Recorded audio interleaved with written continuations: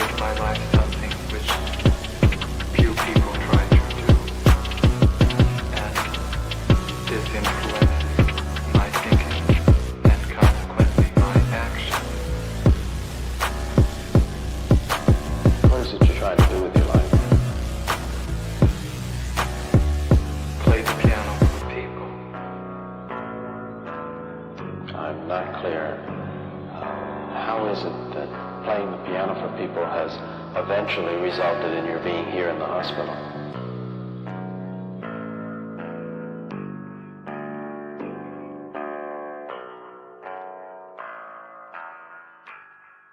That's difficult to answer.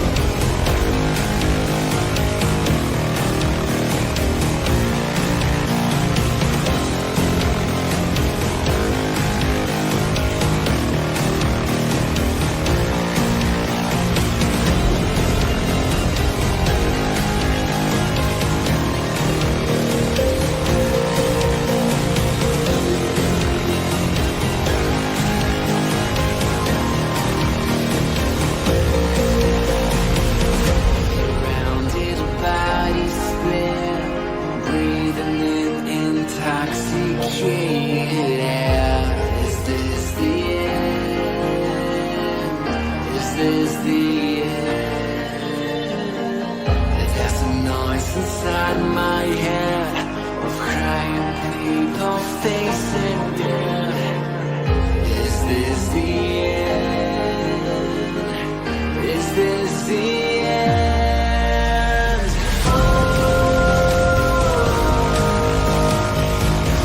I'm burning in the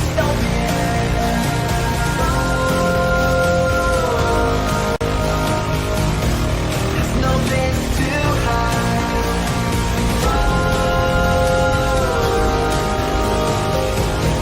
I'm burning in the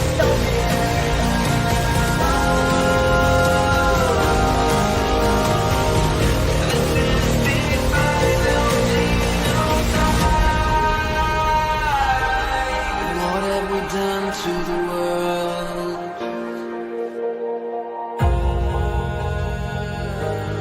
What have we done to the world?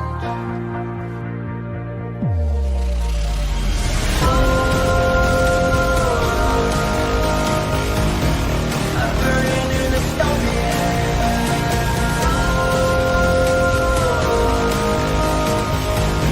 there's no place to hide.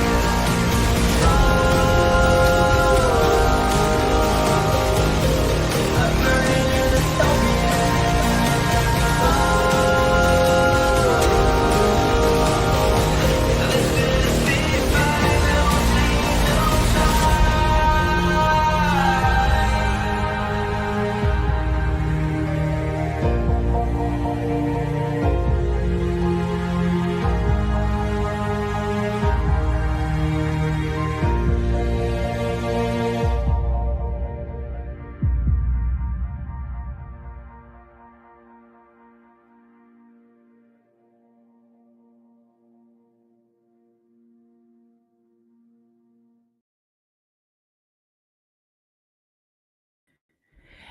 Hey guys, what's up? What's up? Is my video even working? Because like my computer is like this goes without fail every single day.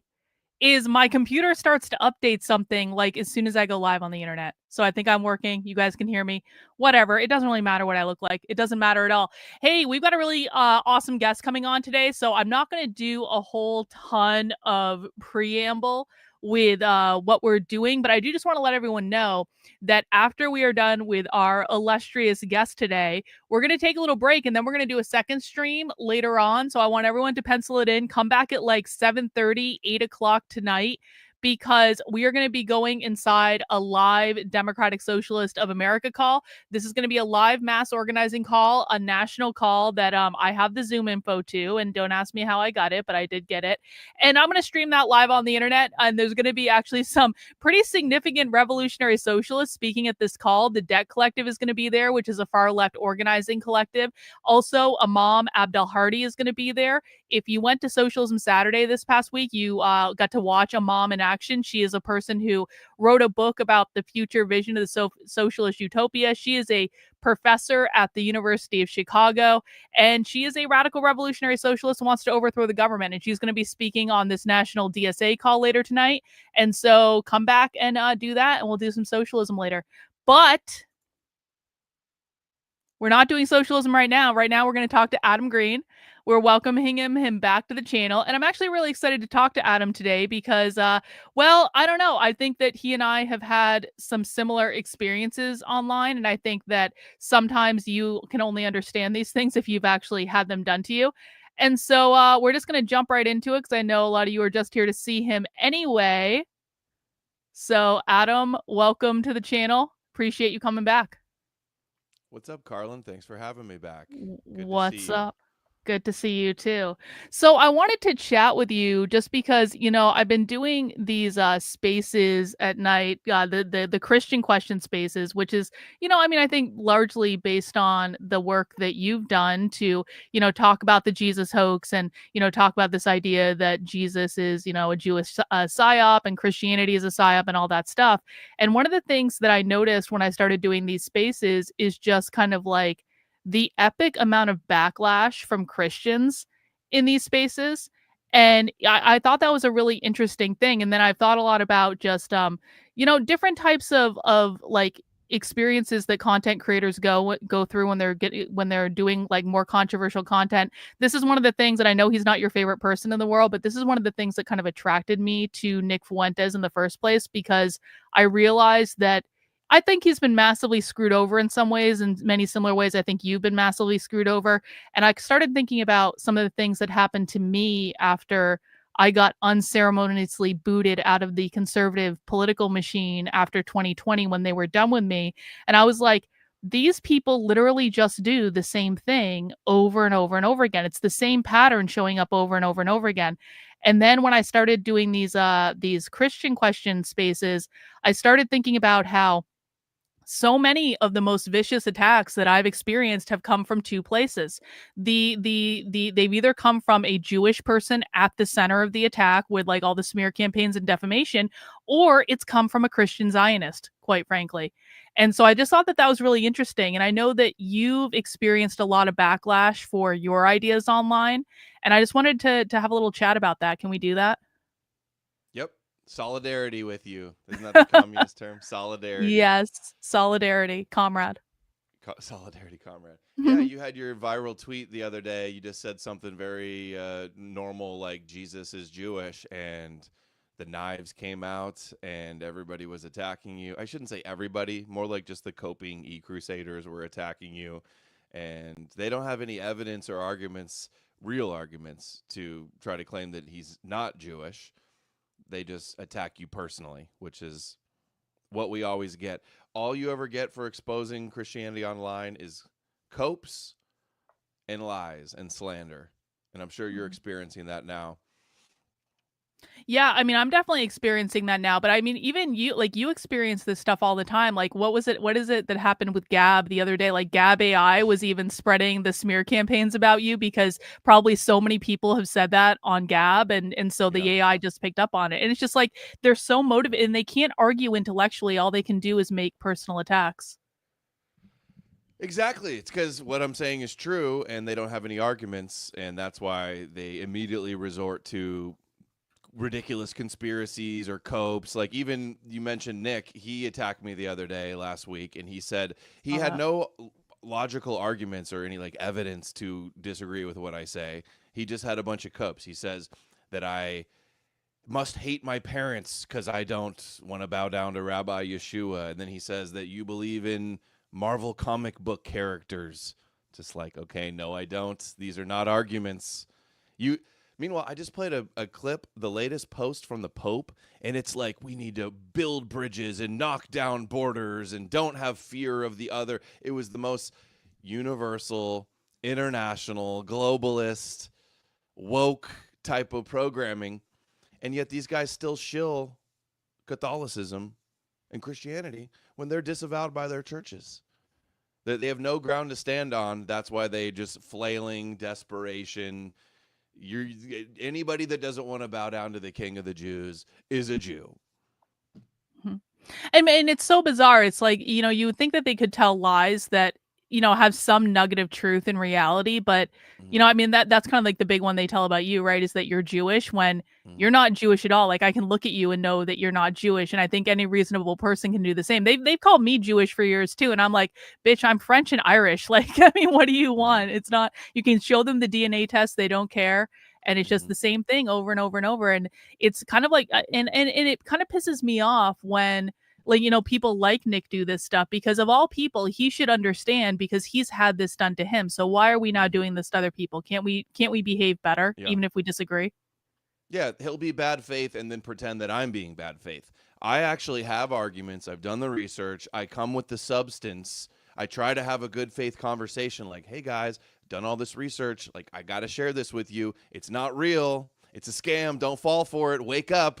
And they go, you're evil. You work for this. You don't really believe that. Just, it doesn't get any more bad faith. And hopefully a lot of people see it. But when you're dealing with cultists, I'm sure you deal with cultists. You infiltrate cults, right? That's what your intro used to say. Yeah. We're dealing with cultists. We're dealing with captured mind virus, Judeo-hypnotized people that believe in ancient Jewish fairy tales. Yeah, and I mean, I think that's something that, I think you and I have in common because I think it's so fascinating sometimes because you're so into what you do, and I think anyone that actually listens to you debate someone or you discuss these issues where you have the ability to kind of like get into the weeds on it, you can tell how much research you've done. You can tell how much you've thought all this stuff through. It's not like you're just making it up. It's coming from somewhere, and you're trying to get this information out there to wake people up, and they just don't want to hear it. And I feel like I experience a lot of the same stuff. Surprise, I talk about this all the time. I get attacked way more by the right than I ever have by the left. And it's not that the left doesn't know who I am. They absolutely know who I am. They tell everyone to block me. They preemptively cancel me from being able to come to events, so I have to sign up under fake names and stuff like that. And so they know who I am, but they don't harass me. They don't smear me. They don't defame me. But like, I feel like I've done all this research and I have all these video clips and I have the left saying exactly, I mean, I know what the left believes, right? And I have evidence to back up everything I say. And I try to put this evidence out there. And what I get from the right is that I'm not following their narrative talking points. And so they just don't want to hear it. And not only do they not want to hear it, but they're going to smear me and defame me for my trouble. Yeah, do you ever get this? Like, for years, I've been playing rabbis. I've been showing what Christians and rabbis say and what they actually think and how they view Christianity and Jesus. And then the Christians will cope and say, "You believe the rabbis?" That would be like you spending every day playing clips, infiltrating Zoom calls of communists, and then showing, "Look, this is what the communists actually think. This is what their plans are." And then people go, "Karlyn, you believe the communist?" Like, no, I'm trying to expose what they believe. Yeah, bro, that's literally what happens to me all the time. Like the reason I have anti-communist in my Twitter handle is because I even with that in my Twitter handle, I get so many conservatives replying to me, calling me a communist, calling me a liberal because they don't know the difference between liberals and communists. They come into the chat all the time when we're doing Socialism Saturday, and it's so funny because like you have to wait 5 minutes to like being subscribed to chat in on my channel. So, these people who've never been to my channel before, they've waited 5 whole minutes. They didn't bother to listen to anything I said on Socialism Saturday in those 5 minutes, and they're just all ready to come in and tell us off for being communists on the internet. And we can spot them a mile away. Like as soon as they chat in, we know exactly what's going on, and then we make fun of them and stuff like that. But it's mind-boggling because these people refuse to look at evidence. They can't have any intellectual arguments at all, and they just default to these character attacks over and over and over again. And I don't know. I mean, sometimes from my perspective, like it feels like they're winning. And I feel like, okay, well, you know what? If they're not going to look at evidence, then the left deserves to win. Like, congratulations, leftists. You played the game better than my own team did. I can't say anything bad about it. Yeah, if the Christians don't want to listen to the truth and they want to be evil liars, then you deserve to lose. I think that very often too. And a good analogy I just thought of too. So it would be like people watching your video and claiming you believe the communist. Meanwhile, they believe the Communist Manifesto is the word of God.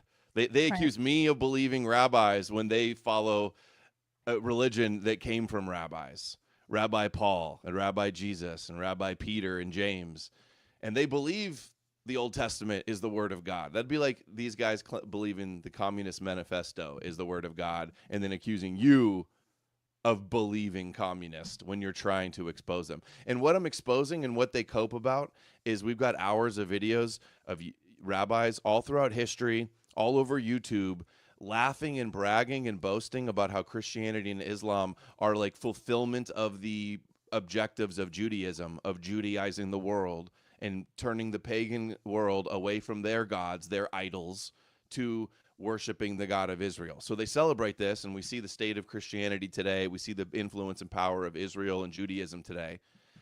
And then they're say the rabbis are coping. Like they're not coping. You internet e-crusaders are the ones coping and in denial. Like you're coping that you worship the Jewish God and the King of the Jews, and they have all these other copes to explain those copes, like denying that Jews worship the God of the Bible. They'll say, oh, they secretly worship the devil. No, the actual conspiracy is they think Christians worship Satan, but you don't want to expose that. So Christianity is such controlled opposition. It's like most Christians are just pro-Israel and pro-Judaism, but the ones that aren't, they're opposing them for stupid reasons that are counterproductive. And you're not really opposing Judaism if you are Judaism. Christianity's neo-Judaism. It's still messianic apocalyptic Judaism. opposition to Judaism and Zionism. If you worship their God, believe their books, you want to be the chosen people and have the covenant, you want everybody to bow down to the Messiah of the Torah, they're advancing the objectives of Judaism. So that's what they don't want to hear. The rabbis bragging about how Christians are their greatest allies today, and that it's all God's plan, and that they prefer Christianity to paganism. Mm-hmm. They don't want to hear any of that. And their excuse is, you believe the rabbis. It's so disgraceful and pathetic, pitiful. Yeah. And I mean, it's one of those things where it's like, even the most basic information, there can't even seem to be agreement on. Like the fact that Jesus was a Jew, I mean, that to me is just like, that's just common sense. I mean, I think that like there's no serious person that doesn't think that Jesus was a Jew. Now, you can have I guess an intellectual conversation about, what happened and, was he a real person and, did he, evolve into Christianity or like whatever. I'm sure there are many reasonable ways to have this discussion, but to just try to cut it out entirely and say, no, Jesus isn't a Jew, like that's an absurd argument that is not hinged into reality. And I kind of get that with the leftist stuff all the time. I mean, the biggest battle that I was fighting 2 years ago was literally I was watching all these DEI trainings all the time. And so I had all this video of, the actual whiteness trainings that were happening in organizations or the gender trainings or any of this. And in every single one of those trainings, they were talking about capitalism. And this always confused me because I was like, these are DEI trainings. Why the ever-loving F are they talking about capitalism? And then I kind of started going back, and this is how I got into covering the real far left, was realizing where all these ideas were coming from, who were pushing these ideas, things like that, just based on these constant mentions of capitalism that were taking place in like DEI trainings. And I tried to tell conservatives this. I was like, they're not talking about white people. They're talking about capitalism. They're talking about the system of capitalism. And I had all these videos of people, like actual leftists, explaining this over and over and over again. And then I would infiltrate live DEI trainings where I got this one time where it was literally a training that was done for teachers all over the country, teaching them how to get rid of their inherent whiteness. And I asked them in the chat, I was like, how does this relate to capitalism? Just to kind of like plant a question to see what they say, because a lot of times people will tell me like, Karlyn, does the left really know they're talking about this? And I'm like, yes, they do. Let me demonstrate that. And the trainer went on a whole diatribe about how this is all capitalism and blah, blah, blah, blah, blah. And I got it all on video. And I'm trying to show conservatives this. And they're like, Karlyn, the left doesn't even say the word capitalism. What are you talking about? And I'm like, you idiots. And then they call me a communist and all this stuff. And so it's just really kind of like, it's freakishly similar to what you experience in just slightly different ways. Do you think that they use capitalism as like code for white people or a white system because it's more acceptable to attack capitalism instead of like a race of people? So I actually have the Denver communists on video explaining this, where when the term whiteness was invented, like when slaves were imported to the United States, which is when this term really started, they say that white people didn't exist before slaves came to the United States, because before that they were represented by their ethnicities, like they were English or Irish or Scottish or like whatever. And so that was how people were representing. But after they imported slaves, they started using the term white to refer to people who did not work in the sun, whereas black was a reference to like the owned private property. And so when they're saying whiteness, they're talking about the system that created slavery in the first place, which is a reference to capitalism being private property ownership. So they're kind of synonymous. Yeah, they're the same thing. Yeah. Yeah. Okay. But they're not talking about skin color. They say black people can be white too all the time. Well, a lot of communists are white too, so they look pretty stupid blaming white people when they're white. Or Jewish, fellow white Jews. You mentioned the Jesus thing, the fact that like every day we can't even get off like the bottom story. We can't even get out of the basement to actually address the issue of Judaism and Zionism and these Abrahamic religions. These Christians in complete denial. They're so ashamed that they worship the King of the Jews and a rabbi and the God of Israel, the God of the Jews. So they have to deny their Bible, they have to deny reality, and then they'll even have such chutzpah and gaslight and say, "Oh, it's a Jewish talking point that Jesus was Jewish." It's like, no, it's every single Christian denomination has always known. Every church father has never denied this. It's never been a question. Every secular scholar, all the rabbis even agree with this. And they act like, no, this is just what neo-pagan subversives say online, that Jesus was Jewish. You're coping. I don't have to cope about worshiping the King of the Jews. I don't have to Right. cope about worshiping the Jewish Messiah, because I don't. The internet e-crusaders do. If you don't want to worship the Jewish God and the Jewish Messiah, you just can't be a Christian. You can't lie to yourself and say he's a white Aryan, blonde hair, blue-eyed, like anti-Semite. Like, you're living in La La Land. This is not what Christianity actually is. And you're really just running cover and interference, and you are an obstacle, an impediment to actually addressing the reality of what Christianity is. So that's how anti-Semitic Christians do nothing but serve as controlled opposition. Do you see with your audience? So one of the things that I've observed with people who come into my content is they have to go through kind of like they go through like the 5 stages of grief, of like mourning, for lack of a better term, in that like they basically go through a process of, first they come to my content in disbelief, and then they go through a bargaining stage, and then they get really angry at all the people that lied to them, and then finally they kind of resign themselves and they say, okay, this is real, I have to deal with reality now. Acceptance, the final stage Yes. of acceptance, when they have to fill out the apology form and they send you an email and say Yep. they're sorry for attacking you, and they watched and they learned actually you're telling the truth. Yes, all the time. That is the stages of grief people go through. And I hear it a lot with almost like all my followers, really. But also at the same time, you know, what I'm saying, people have almost come to this conclusion on their own, and they've already kind of seen Christianity and these religions in this way. So all it takes is like somebody explaining it and connecting a few dots, and it clicks with a lot of people right away also. So not everybody goes through the grief of the deconverting from the Messiah cult, from the temple cult. Mm-hmm. And that's kind of one of the things I've actually liked about these spaces that I've been listening to, is it kind of becomes like you kind of see the process where, you know, these people who were Christians, and some of them have been Christians their whole lives, come to the process of kind of listening to this information and thinking about the ideas, and then they support each other through giving up Christianity, and it kind of becomes like a support group of former Christians who just want to talk about how angry they are about all the people who lied to them and stuff like that. It's actually just kind of an interesting thing to observe as someone who's like an outsider to all that. Oh, absolutely. It's a support group. It's like Abrahamics Anonymous. It's like a bunch of Jesus junkies getting over their Christian addiction and brainwashing. And it's like intervention too. Like you hold the intervention for the drug addict to confront them on believing in these myths, in these destructive myths. So yeah, it is interesting to see. Also, a lot of the people that come in and are the most confident and the most insulting actually end up knowing the least. Yes. So we've got some Dunning-Kruger effect going on with a lot of these people. And also, it's interesting to see how many people that they got such strong opinions on, like what I'm saying, like I'm totally wrong, I'm evil and stuff, but then they don't even really know what I'm saying. They have some weird perception, straw man perception of what they think I'm saying. And I think they do that as a defense mechanism. They try to think of what you're saying in the most cartoonish way so they don't have to like deal with it and address it at all in their mind. Oh, this happens like all the time in my chat, where we'll get a new person in who's never been on the channel before, never watched the content, and they start pontificating and bloviating in the chat about all the things they believe communists are, socialists are, and they say all these wrong things, and then I kind of stop and I'm like, no, that's not what that means. It really means this thing over here. And then they start arguing with me, and then I kind of like I stop the whole stream and I say, okay, how does the left define capitalism? Can you just like teach us basic 101 level information that literally everyone who watches my content on a regular basis knows how the left defines capitalism? So it's kind of like a shibboleth to find out like how much this person actually knows.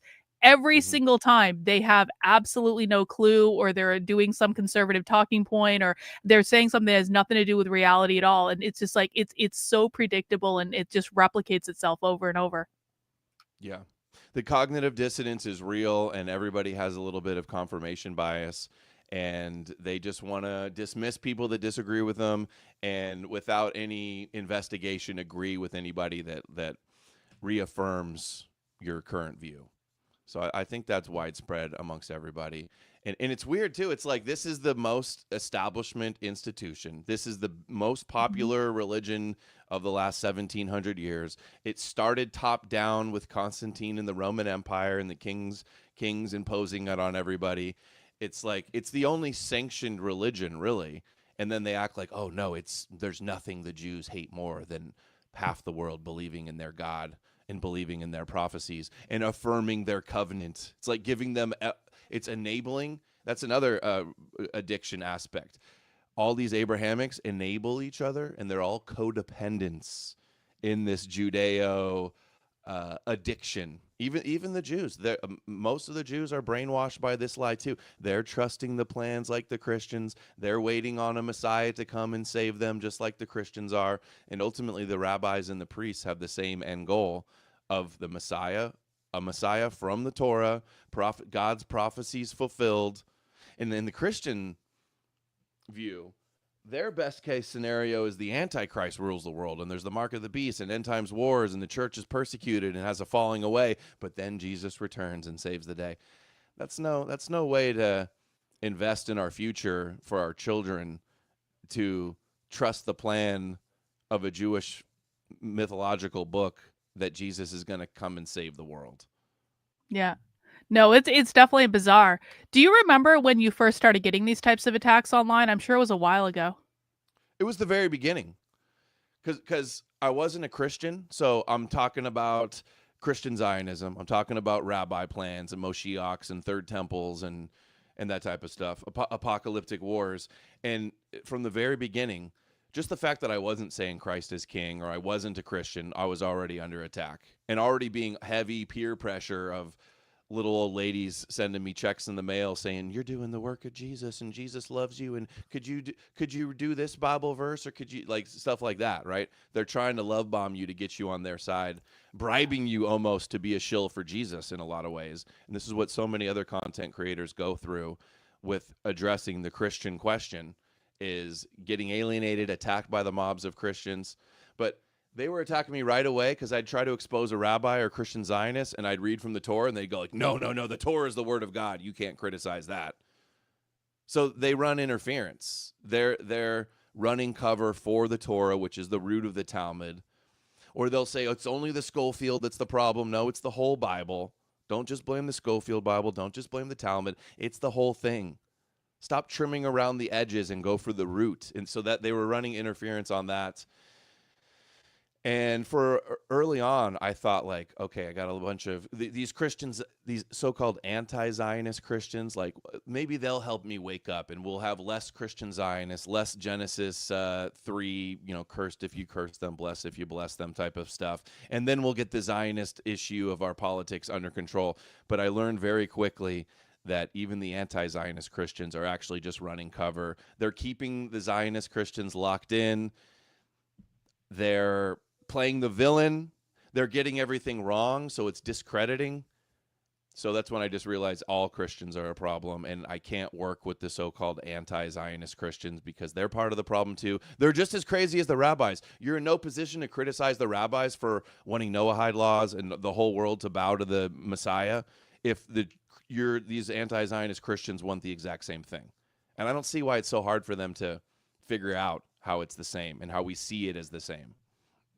Yeah. No, I've had a really similar experience. So like back in 2020, when I became like the conservative darling of like the Democrat who left the left or whatever, they love bombed me. They supported me so much and all this stuff. And the thing of it was, though, is they seem to have this sense of entitlement that, like, if they supported me one time, if they ever sent me a check or they ever donated money or they ever even just like subscribed to my channel and they didn't even give me money or anything, they seem to have this sense that I was obligated to tell their narrative over and over and over again for the rest of my life after that. And anytime I stepped out of line, they'll be like, oh, I supported you and I can't believe it. And you've gone crazy and blah, blah, blah, and all this stuff. And, that was like the big rumor that they wanted to spread about me originally, was that like I just lost my mind because I stopped shilling conservative talking points when I was just like, I'm literally watching DEI training and showing you what they're saying. Like, this is not insanity. This is actually highly practical, but you just can't handle because it's not the information that you want it to be.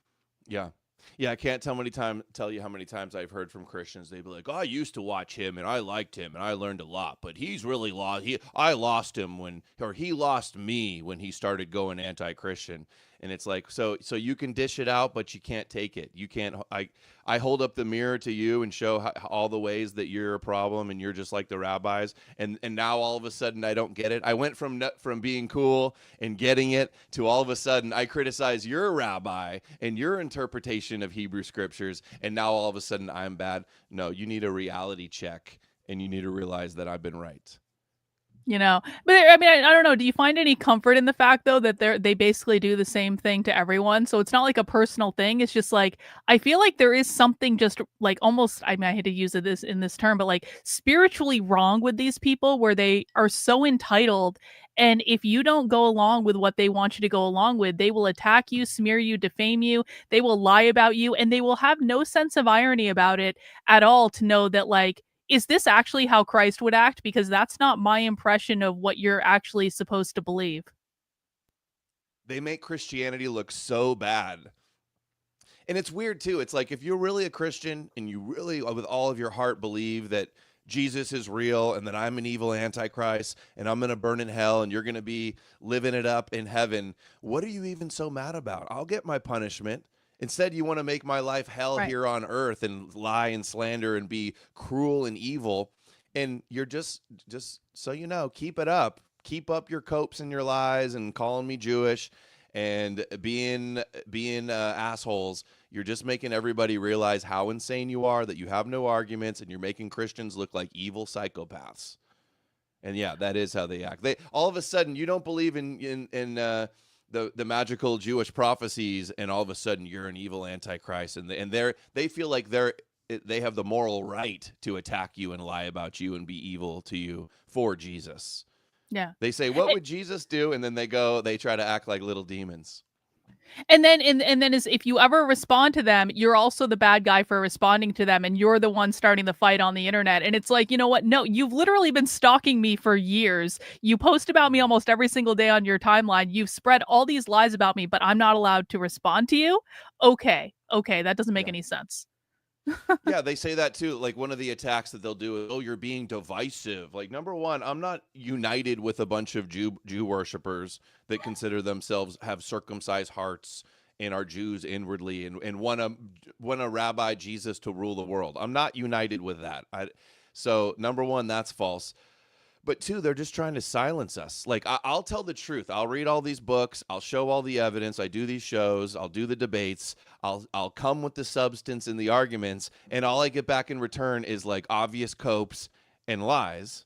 And then they go, "Oh, well, you're attacking them." That's the other thing. "Oh, you hate." Just like I'll criticize Judaism. They go, "You hate Jews." I'll criticize Christianity. "You hate Jesus. You're an antichrist. You're an anti-Semite." Same thing. Same defense mechanism. Same type of labeling to dismiss. Yeah. And it's to an absurd degree too. And it's like every, it almost gives you power over them to a certain extent, because I don't know if you have this experience, but with some people on the internet, literally no matter what I say or do, they will take the opposite side of it. And so that actually gives me a lot of power to control them in some respects if I want to get a certain reaction out of them, to say I believe one thing or to do one thing, just because I know they're going to be reactionary to it no matter what. And I know but I'm like in real life a pretty boring person. So they've got all the dirt on me they can get. They found my college boyfriend from 20 years ago. They smeared him all over the internet, like whatever. But there's not really actually much they can do anymore, because they've just run out of steam on that, because I don't actually have that many skeletons in my closet. And so the big thing now is, so the latest attack that I've gotten from them is they're pissed off that I just started a nonprofit to map the activist left in America, because I start too many projects and I create too much content. And it's like, this is the only attack you assholes have. Okay, I win, you lose. Yeah, you can't make all the people happy all the time. No matter what you do, there's going to be haters.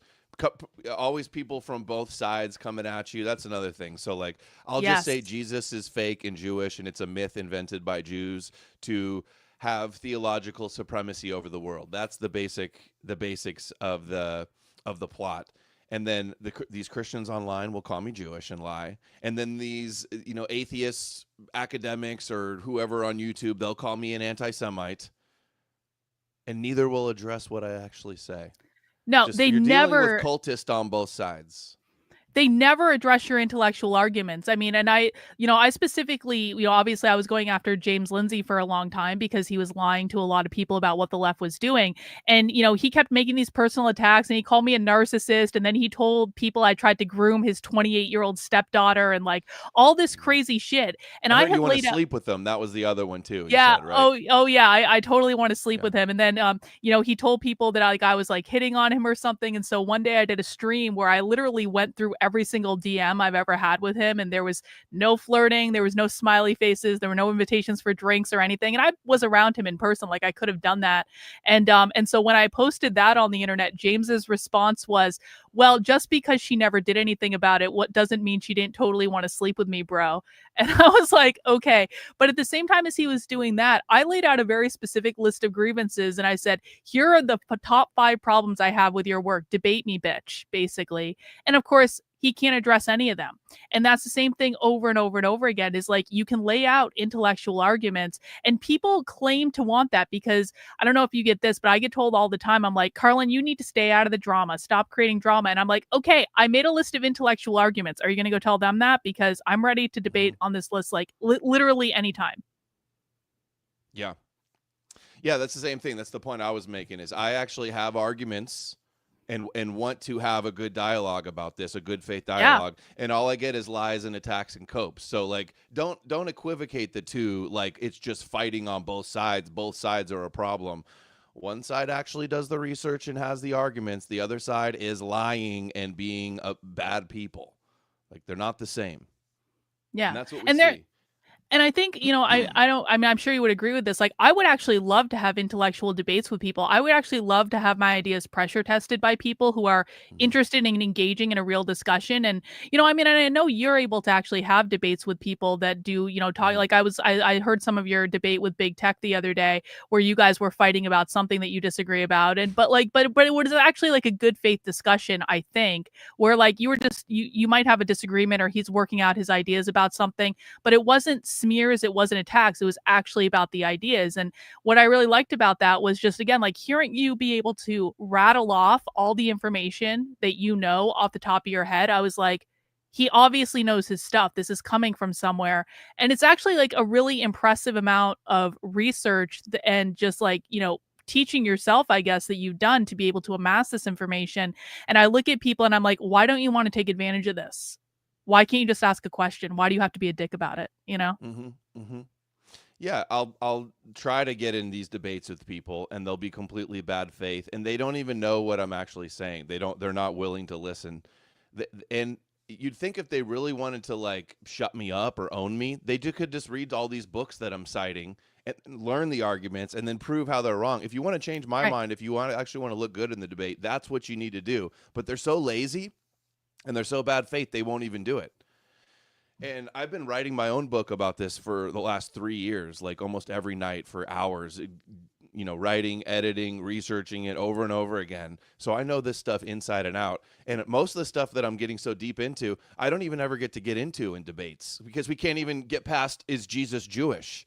Or I'll say, yeah, Jesus is a myth. And they just go, oh, they'll laugh and say, well, even Bart Ehrman says, or they'll go, oh, well, Josephus said, and it's like, dude, I've read so much on this and can get totally deep into this with you, and they can't even get in the arena and actually have the conversation because they're just so lazy they don't even know any of the material. It's a really poor showing. They're not sending their best. No, and it's so frustrating. Like, I don't know if you've had the experience, but there have been many times where I thought people were showing up in good faith to actually have a conversation. And, we would get connected through like mutual contacts. They'd be like, you have to talk to this person. I'd be like, I don't really know about that. And because I'm always kind of really leery about talking to new people now, just because I've experienced so much of this bullshit. I'm like, I'm just going to stick on my corner of the internet. I don't want the headache of it. But sometimes you'll get connected with mutual people to say, no, this is going to be a good faith conversation. And it might even start out that way where the other person is like genuinely acting interested, but then you say one thing that is too much of a deviation from what they believe or what they want to hear, and they go completely psycho and throw you under the bus, and it just goes so south so quickly. Have you had that experience too? Yeah, it's almost like you have to have a litmus test for people. Like I don't, especially if they don't have a big following and they challenge you to a debate. It's like, okay, I'll debate you. I'm not scared. But how about you show me, like, do a video or a blog or a tweet, something, a critique that shows that you're going to address some of my actual claims. And not just rehash the things that I've already debunked a million times or something like that. And you never see it. There's been a whole lot of haters that have made videos about me online. I'd say 9 out of 10 of them are just delusional, kooky, like making up conspiracies about me. But even the ones that try to address like theological arguments, they get stuff so wrong by the things they say. You can tell that they really don't even get it at all. And it's like they're not even making an attempt to do it. And then like any more high profile people with more clout, they know that the debate won't go well for them. They know they don't have much upside, so they try to act like they're above it or they're not interested, or they'll say, oh, you're not a serious person. Like, you believe in Noah's Ark and magical Jewish bullshit. You're not the serious person. So for a long time, all these Christians would be like, oh, Adam's wrong. Jay Dyer would destroy you. Oh, you're scared to debate Jay Dyer. I go, no, I'm not. He's anytime. Let's hear him debunk some of my strongest arguments. They don't do it, and they don't do the debate because they know it won't go well for them. They know they have nothing to benefit from it, only to lose. That's why they're running scared. What's been the most surprising instance for you of like when something like this has happened where you were just like, oh man, I just didn't see that coming. That kind of sucks. I don't know if that question Didn't makes see sense. what sucks. Like Didn't see I what don't know, coming. like if you like a time when, you know, someone has, you know, attacked you or something for Mhm. not agreeing with your ideas and you were just kind of like surprised by it, or you didn't anticipate it going that way, or I don't know if that's a good Yeah, question, but I'd say like a few of the debates I've had with Christians, they'll start off in the beginning and say and like accuse me of being Jewish, and it's just like, do you think that's an argument? Like, yeah. calling somebody Jewish is like the most textbook ad hominem. You're wrong because you're secretly Jewish. It's just like, just stop lying. It's not even true. Your copes aren't even based in reality. So that's something I would say. That's the go-to greatest cope that they have, and it's so hypocritical because they're the ones that literally are worshiping the Jewish God and the Jewish Messiah, and they're the ones that are saying, no, the Jews really were the chosen people, but they're not anymore. We are now. Like, Okay, so yeah, Christians, I'd say that. settle down. So have you developed a thicker skin to this stuff over time, or have you always yeah, how is can you talk about that a little bit? Yeah, you know, you have thick skin. You couldn't do this like I've been doing. You couldn't do what you do. I wouldn't be able to do this full time for like, I don't even know, 8 years. I started my channel 10 years ago. The attack started from the very beginning. So if you got thin skin, you won't make it for very long on the internet because there's so much scrutiny, so many haters. No matter what you do, no matter what you talk to, no matter what you say, there will be vicious haters. And especially on like the bit shoots and the 4chans and stuff, the most Oh psychotic God. trolls and the most delusional, ridiculous things you'll read about yourselves. But yeah, over time, I kind of like it, honestly, though. The more in the 48 Laws of Power, there's a line and it says it's better to be slandered and attacked than ignored. So I tell myself that Mm. the fact I wouldn't be, it's a sign that I'm having an effect if all the Christians are seething and freaking out and desperation and frantically like making videos and tweets and attacking me, right, with lies. So that's a sign that I'm actually winning, that I'm having an effect. And you're dealing with cultists that are going to be, you're dealing with low IQ, crazy cultists. It just comes with the territory. You're a nobody online if you don't have some crazy trolls and stalkers making up shit about you and attacking you nonstop. So that's kind of just the way it is. Man, it took me a while to get used to that because I never wanted to be famous on the internet. It was Mhm. just something that kind of like happened to me like by accident, which people laugh about, but that's actually the truth. And so I never anticipated having a YouTube channel that was, reaching that many people. I never anticipated having the type of following I have. And so it took me a long time to get used to that. I got really, really depressed for like, probably about like almost 2 years. I was very depressed. And I was like, I don't want to do this anymore. But at the end of the day, it's kind of like I have tried to quit this so many times. I have broken down crying on the internet saying this is stupid. No one cares. I have all this evidence. No one's even looking at it, all this stuff. I can't quit it. I feel like it's a calling. I keep getting pulled back into it no matter what I do. Have you had that experience where you're like, F this, I'm just done. This is stupid, but you can't give it up? Yeah, it's like part of the annoying part is the fact that nobody ever addresses your points. Like I said, Yeah. one side doesn't address what you're actually saying. So you don't get challenged. It's just like uncontested. You just one side calls you a Jew, the other side calls you a Nazi or an anti-Semite, but no one's actually good faith addressing what you're saying, and that's the most frustrating part because I think like the actual issue and topic is what's so important. And I want to have debates. I wanted to be debating any of these big YouTubers in good faith. Same with all these Christians. So that's years ago, up until very recently, actually, I'd search my name on Twitter or on BitChute or whatever, and like see what the trolls are saying about me. And a lot of it is actually motivation to a degree, and it's just like it's almost vindicating because you just go, man, my detractors and my haters are so dumb. I must be doing something right if all these psychotic, evil, dumb people are seething about me. Yeah. No, I kind of feel the same way. It's like I look into like James Lindsay's world, especially because I came out of the so-called anti-woke space. And thank God, I thank God that I really got out of that whole thing very early because they are all psychotic now. They're all Zionists, which of course I didn't know anything about the Israel stuff or the Jewish stuff when I first got into this. And so I had to learn all that stuff too. But I had no idea. Now, like I look at their Twitter feeds now and I'm like, how was I friends with these people? How did this even work? I mean, I have no idea because I look at their Twitter feeds and they're ridiculous. They're saying the most like crazy things. They're not making intellectual arguments. They're literally spending all day just making fun of people. And I'm just like, how can you exist in this space? Like there's real information in the world. You have access to all of it. And yet you're just like, owning Yeah. people with memes on Twitter. Yeah, like when a schizo flat earther is attacking you and calling you Jewish because you don't believe that whites are the true Israelites, you just got to like throw your hands up and just be like, okay, well, people are just insane. I hope everybody, what is the saying? Like you can judge a man by his enemies, right? And my enemies are a bunch of delusional, evil schizos.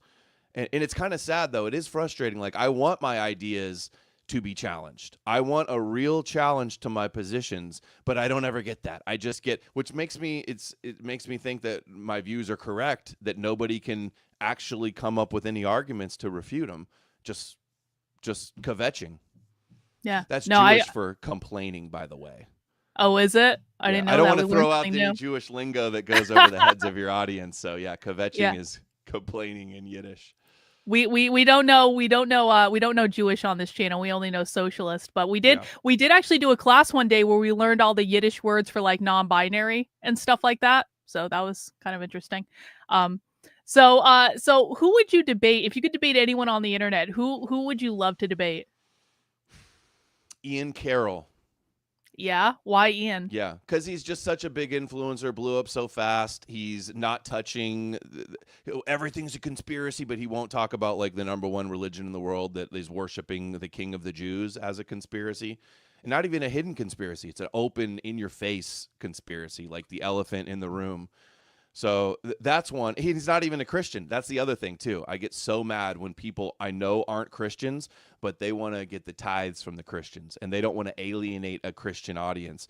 And the internet world and the anti-Zionist world and the conspiracy world has always been dominated by Christians, which keeps it Jewish. It's in the Jewish Abrahamic matrix when your problems with Jews is they rejected their Messiah that was meant to rule over us, or that's the big problem that Christians have with Jews is that they don't believe in Jesus, which is a stupid, very Jewish reason to issue to have with Jews. So yeah, I'd say Ian Carroll on the Jesus question. Yeah. It's As far as Christians go, I don't know, whatever the biggest one is, pretty much. Or atheists, maybe some of these top mythicists like Robert Price or Richard Carrier. I'd like to debate them on the motive behind and like the full picture, because there's some of these scholars, they'll talk about Jesus being a myth, but they won't like go all the way and say, well, who created the myth and why and for what purpose and what type of verses and ideology inspired them.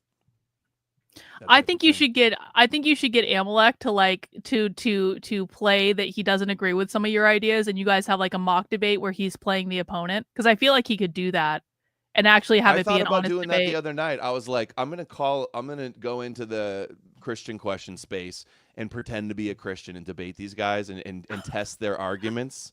Because the Can you Christians aren't please? coming in and bringing good counter arguments. I could steel man the Christian arguments better than most of these Christians, and then I could like, especially on the Jesus myth question, I could argue their side better than them, and we'll see how good the CQ guys could do that. Conspiracy Truther likes that idea. Yeah. That'd I be love good. that Play idea. a little devil's advocate, a little Jesus's advocate. No, I definitely think I would be there for that. I love that. Did you hear the Black Hebrew Israelite on the space the other day? I think I tuned in for like 10 seconds and didn't want to hear anymore. You got to go back and listen to that whole thing. It was actually fascinating, even though like they were insulting him the whole time. It's like he actually gave a lot of really interesting information, and I don't know, maybe it was just me because I'm kind of new to some of this stuff, but Hey, I thought it was actually really interesting.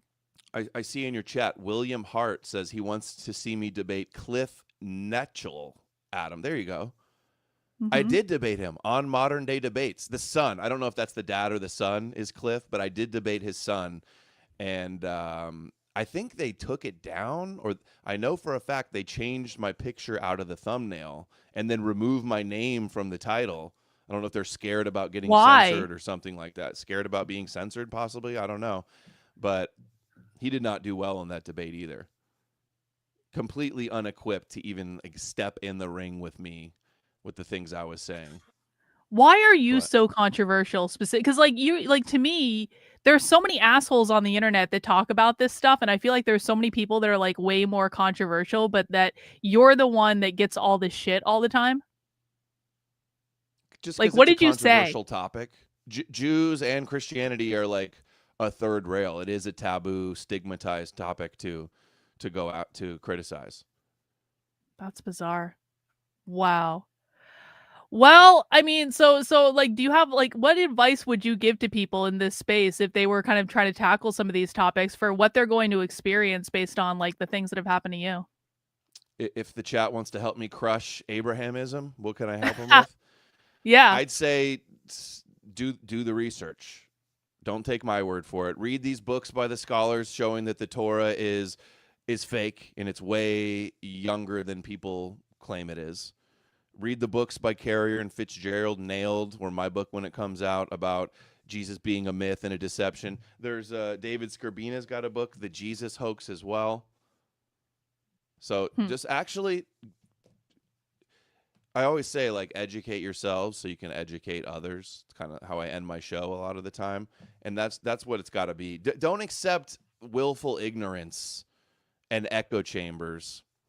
And there's, like, people will laugh at the idea that Jesus didn't exist, but then they've never read a book or watched a debate on Jesus existing. They just rely, they'll rely on Google, and Google cites Wikipedia that cites Bart Ehrman, and they want to believe he exists, so that's good enough for them. They go, even the atheist Bart Ehrman believes it. And I read his book. Christians will go, oh, even Bart Ehrman agrees. Well, have you read his book? Do you know how flawed his arguments are? Have you read the books like I have that are all about debunking his book by multiple scholars? They never have. They don't even know the name of his book. They don't know any of his arguments, but they'll cite it and they'll lean on it and they'll say, well, he probably knows. So that's the best I can say. If you want to wake people up, you just have to educate yourselves with the arguments and the facts. I think to a large extent, I think the problem that people like you and I have is that we are living in like a precursor to idiocracy. We may even be Mhm. almost like towards idiocracy at this point. I really think that, I think it's very easy to be famous and successful on the internet when all you're doing is pandering to stupid people and just telling them Right. what they want to hear over and over and Mhm. over again. But if you're actually trying to do intelligent content that is grounded in reality, that's nuanced, that uses primary sources, one of the things that's been so shocking to me is most people don't even understand what a primary source is in terms of like they think Wikipedia is like the best source of information, but no, it actually kind of sucks because you have to go through all the different levels of it. But if like people don't even know to go directly to the source of information, whether it be, kind of like, the books that you look at from like ancient times or like even just like leftist trainings like I look at, how can we possibly reach these people if they don't even know the correct sources of information? You know what I'm saying? Very true, yeah. And it's not even that they're reading like the wrong books. They're just like not reading anything. They learn about a lot of Christians today learn about Christianity from memes online or just like whatever their favorite podcaster says or something. I just had a thought too. You mentioned idiocracy. Is there anything about religion in idiocracy? I don't recall I don't anything about a remember. religion. I don't They think should so. have Mike Judge should have thrown some Christian jokes in there. Shows that they believe in the nonsense of Christianity. That would have been good. Oh, maybe next time. Maybe next time. Well, I just want to honor a couple of super chats. Aiden White's over on Rumble says, "Ask him how many died in the Holocaust." No, do you want to answer that? How many died in I the would never thing? question the sacred Thank you. six, Yes. especially on Well, YouTube. we say that no less than 10 million people died in the Holocaust on YouTube just to be safe because you never know. The number's always going up. So we just want to be on the safe side and no anti-Semitism allowed. And we love bagels and Hitler was awful and all that stuff. So thank you for that, Rumble. We Appreciate it. condemn any innocent person that died anywhere throughout time and history. That's my Yes. position. All death is tragic, no matter how many people actually Mhm. died. Willem said, "Nice to see Green on." Greets from Holland. Thank you, Wilhelm, for Thank you, that. Willem. Appreciate it. Stereotyping Jews is terrible. Very Well, true. true, That's a true. soundbite on my show I play whenever there's any stereotyping going on. Man. Well, tell people where they can find you. I know you kind of you want to take the girls to the park, so I want to like be respectful Yeah. of your time and let you go. But tell Thank people you. where they can find you and tune in and enjoy your content. Yeah, I got some daddy duty. Appreciate you for having me back on to discuss. This is an important thing. I do feel the solidarity with the dealing with the mobs of cultists online. It was a good talk. Appreciate you for having me. If anybody wants to hear more, you can find all my links at nomorenews.org. And that is KNOW, like knowledge. And I stream pretty much every day on Rumble and Odyssey and X. I do a news, religion, politics show. And I've got a book coming out. And if you want to get caught up on the Jesus deception, I've got a playlist over on Odyssey of a rabbi compilation playlist and the Jesus deception playlist. So that is a good place to start. Cool. Right on. Well, thank you for coming back, Adam. I really appreciate it. And I'm sure we will talk again soon. So thank you. See you in the spaces. See ya. See ya. Go Yeah. debate with them next time. That'll be great. Okay, yeah. I'll use a voice changer and have a lisp and be a Christian. You should. Cool. All All right. Thanks. Take care. Thank you.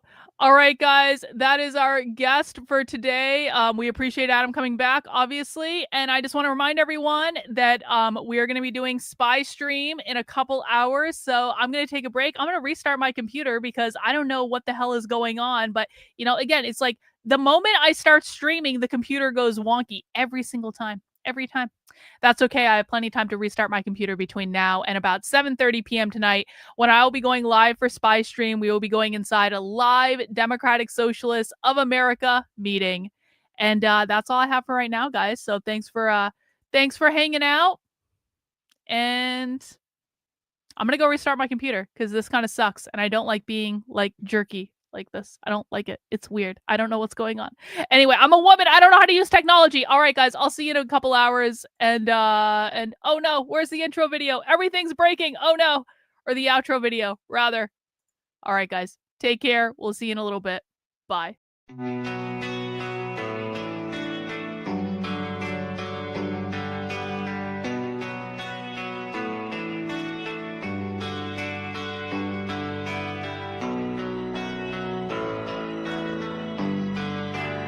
How are you feeling? Well,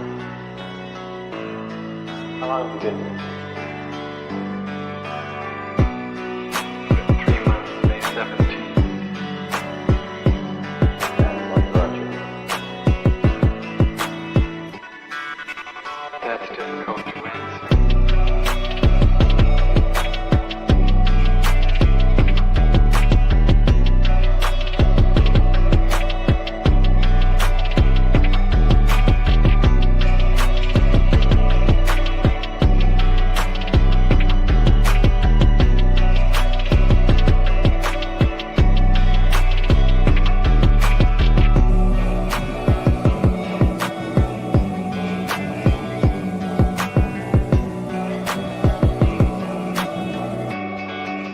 Would you give me some idea?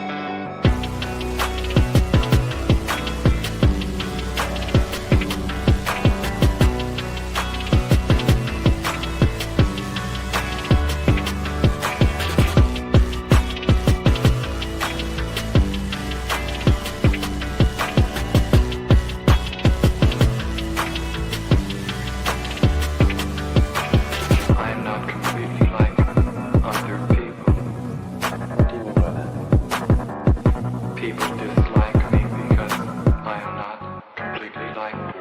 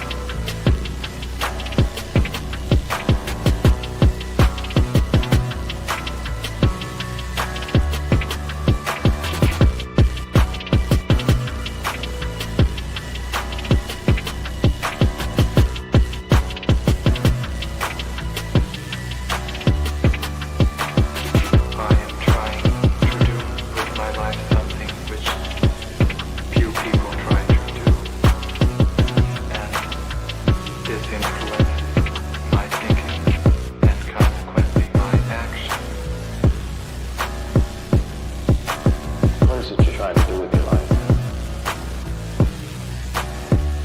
Play the piano for people. I'm not clear. How is it that playing the piano for people has eventually resulted in your being here in the hospital?